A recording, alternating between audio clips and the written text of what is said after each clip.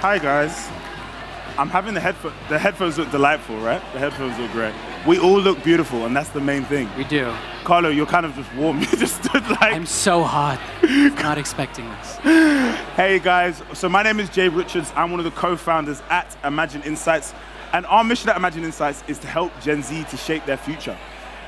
Realistically, you know the best way for them to do that is with brands, because brands are shaping countries and culture like our lovely government only wish they could do, right? So what we do is we enable brands to crowdsource qualitative and quantitative insight from our community.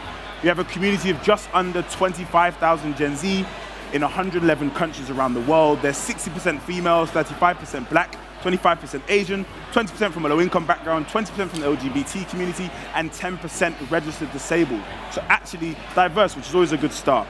And from a country's perspective, we're in the US, UK, Spain, Germany, France, all across the rest of EMEA, across Latin America, and across Asia. One of the main reasons, though, that brands come to us is because we can crowdsource insight from our community within 72 hours.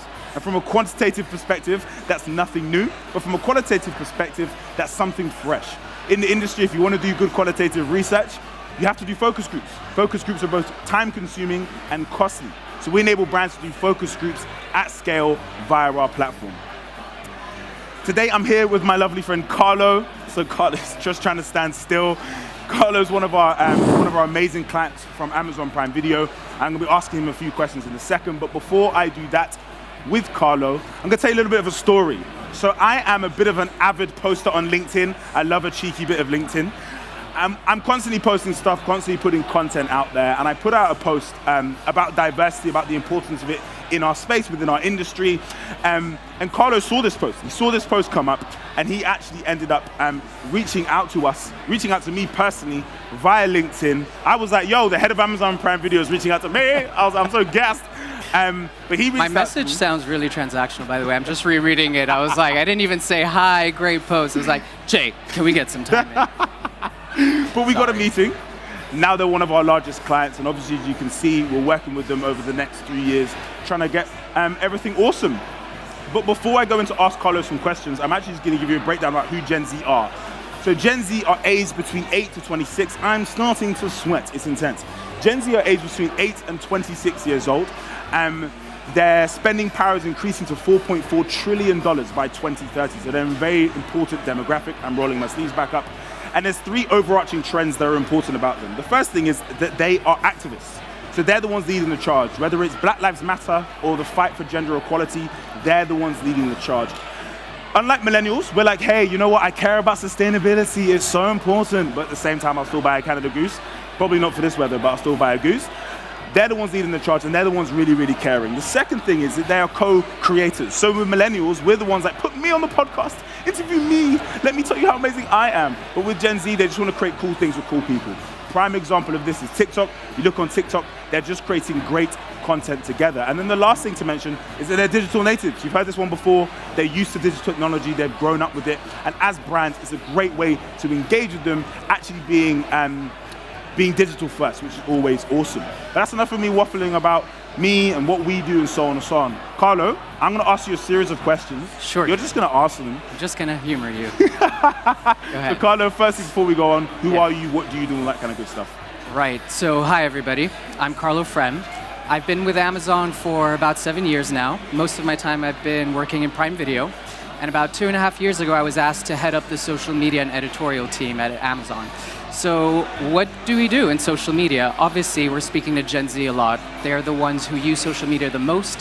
And we think about really how to generate buzz for some of our titles and get them excited and talk about things they care about through the lens of our characters and TV shows. So it was really interesting because our team really only started building up about 2.5 years ago. And so I inherited a couple of people very talented with social. But what I noticed, and I don't know if I don't know how many people here have sort of worked in social media agencies, departments. It's a little bit like with social, you can do everything, right? So it's almost overwhelming. Oh, we could post this about this. We could do this. We could do these reactive posts. And what I was finding was just a lot of randomness and noise and not a lot of focus and actually speaking and trying to understand what these Gen Zers wanted, right? They already create tons of amazing content. What is it that we are going to contribute that's additive to their social media experience? And so what I found is, at Amazon, we talk a lot about customer obsession. All right, so if any of you have heard Jeff Bezos speak, he will say the secret sauce to Amazon's success across a number of industries is customer obsession. And customer obsession requires really deep understanding of customers. And what's interesting is a lot of people will just look at that and hear Amazon speak and say, right, Amazon's talking about data, right? Because Amazon's a tech company, and all these tech companies, all they do is look at data. But actually, data doesn't tell us much, right? The way we think about data at Amazon is data is good at telling you what to optimize, right? There are some questions in life that are very easy to solve through data. Where should a fulfillment center be that's cost efficient? Which channels are most efficient currently? But actually, innovation, which is what we are very passionate about at Amazon, does not just come from data. It comes from speaking to your customers directly and really getting to know them, and really getting to the point where you develop a natural intuition and judgment around who they are. And so what I find nowadays is a lot of teams, and my team was guilty of this, we only look at customers through the lens of social data. Ooh, they're engaging with this, they're not really engaging with this, we don't know why, but we don't really know anything else. And so I really wanted to break that cycle with my team. I was like, I don't think we're being customer obsessed. We don't actually spend time programmatically speaking to these customers and trying to understand, what do you hate about our social feeds? Because social media is inherently very biased, right? You start from a place where people are just giving you positive engagements and positive reinforcement. So it's really nice. Your team will come to you and say, oh, I created an amazing, engaging post.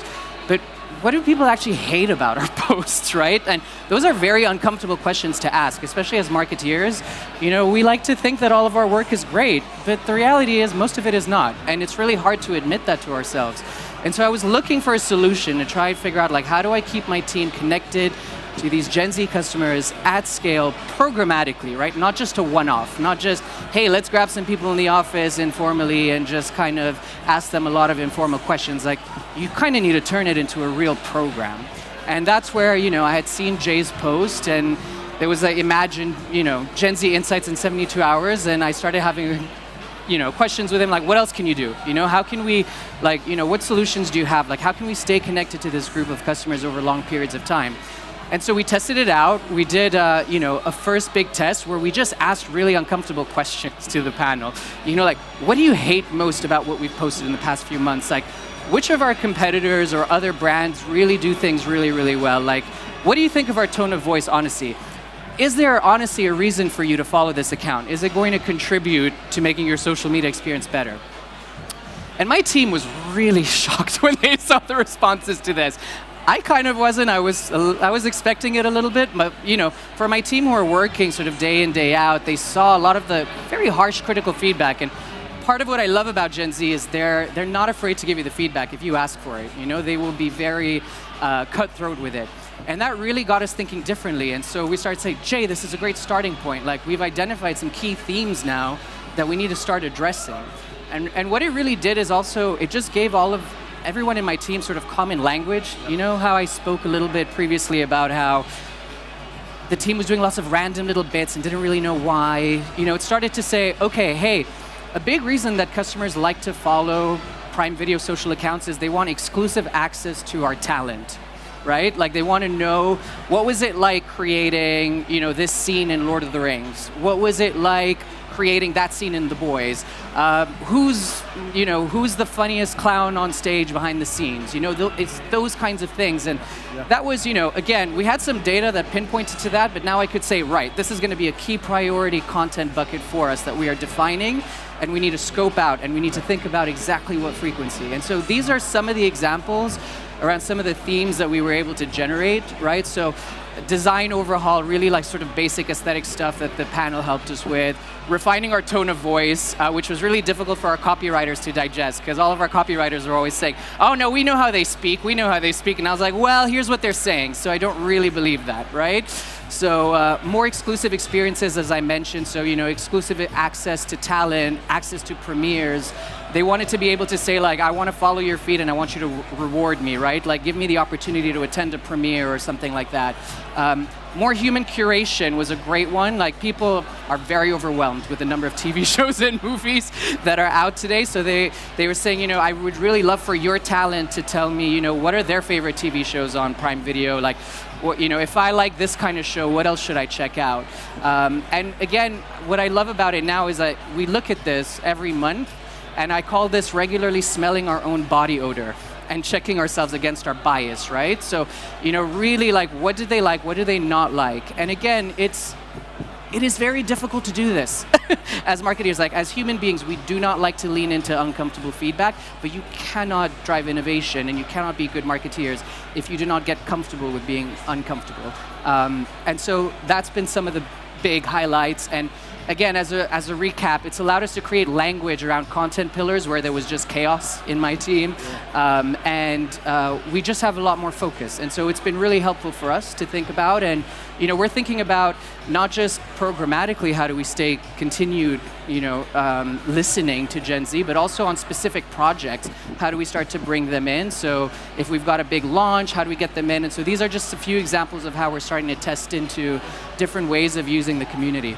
Yeah, so I think actually, Carlo actually led into a lot of stuff that I wanted to talk about now. So really, obviously, you've given us a breakdown of where you were, how we helped to get you to where you are right now, and then obviously we're talking about what are the benefits right now that you're seeing from having an open conversation. So one of the things you and I talk about a lot is that two-way conversation that you have with them. So just in a couple of minutes, what are some of the benefits?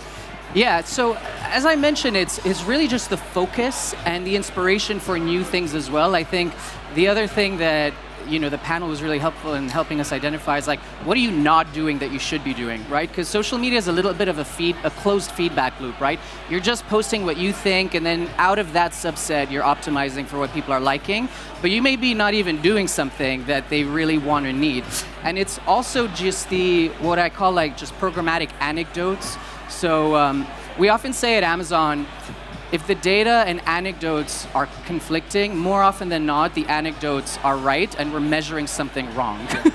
And so what I like to sense check always is I will always read every month, and I annoy my team about this, but I force them to read like the 100 customer anecdotes around, like, what did people like, what did they not, and distill them to key themes, because those anecdotes, without the data, you really can't make the informed decision. Again, you need both the anecdotes and the data. And I think you know, having access to such high quality anecdotes and feedback is instrumental for us to try to get better. Love that. So we've spoken about where they were, what they're doing right now. So we want to know what's next for Prime Video. What are you going to be doing next? Obviously working with us at a long-term process, which is wonderful. Thanks for that. What are you guys looking to be doing next? As long as you stay improving, Jay. So, hey, it's just the beginning for us. Like, it's just day one in this space. We are not where we want to be, but we're going to start to continue to adapt to their demands, and we're just going to try to listen more regularly. And again, like, I think one of the key challenges now is social is just one part of the marketing organization. So now what I've been discussing with Jay is, well, how do we plug all of this into the wider marketing organization? And it was interesting, we started doing that, so we've started bringing some of the members of the panel in to meet the wider marketing org, and it's already been fascinating for the 360 marketeers who have just been listening to, like, you know, Gen Z, what are you stressed out about? And they are stressed. They are overwhelmed by the state of the world. And we appear so tone deaf sometimes, especially, you know, in the entertainment industry, where we're just like, just watch this cool new thing. Who cares that the world's burning down and that rights are regressing? And actually, we need a different approach. And so it's just about thinking, like, how do we collectively as a brand now start to scale that knowledge and think about how we, you know, create comms that are not tone deaf. And the most important new thing is, you know, it's great to have that two-way dialogue with Gen Z sort of outside of your team, but you also need to have Gen Zers in your team, right, if you want to be speaking to them. But not only that, I see sometimes a lot of companies like to hire Gen Zers, and then we don't really empower them, right? Like, you bring them in and then you say, well, you don't really know anything yet, so, you know, just stay quiet. So we're really trying to think about how do we recruit more and also empower them. Like, what do they want out of culture? Like, what's important to them?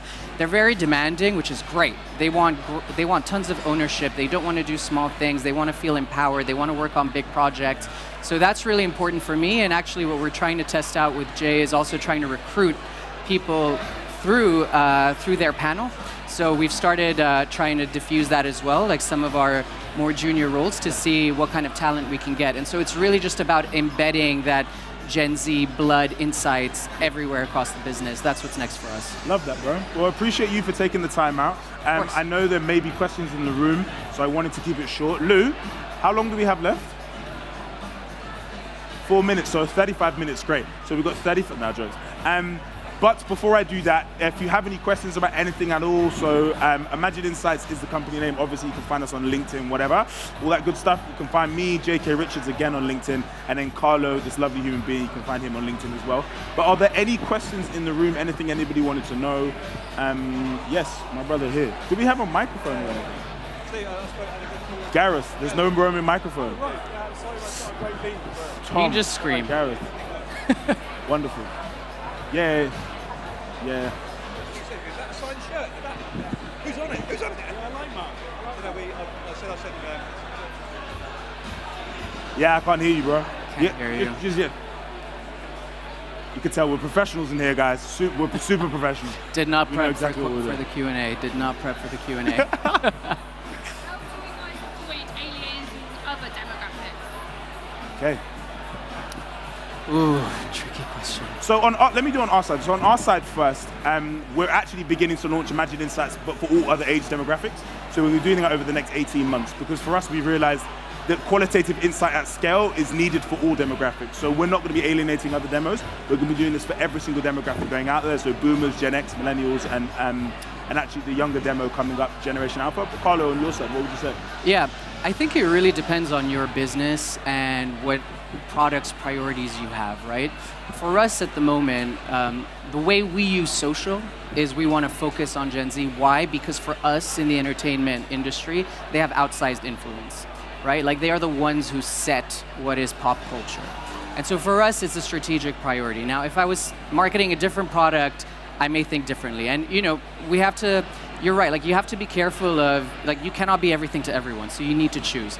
We've made the decision to try to focus and bias for Gen Z on social, but that might not be right for your company, your product. So I'd say just understand your product, who's the most influential, and choose, and be pretty ruthless with prioritizing, because I think it's really easy to get distracted, and oftentimes what I see is when you try to be everything to everybody, you end up just sounding like you're nothing to nobody. Love that. Yep. Lou, somebody, how long do we have left? I don't think we've got any time left. Nah, that's all good. Well, we're keeping to time. But again, if you want to connect about anything, Carlo is on LinkedIn. You see him there. I'm on LinkedIn. We're on LinkedIn. Feel free to ask us any questions. It's boiling. Go outside, stand in the air. Appreciate you guys. Thank you so much for taking the time. Thanks, everyone. Thanks so much, guys.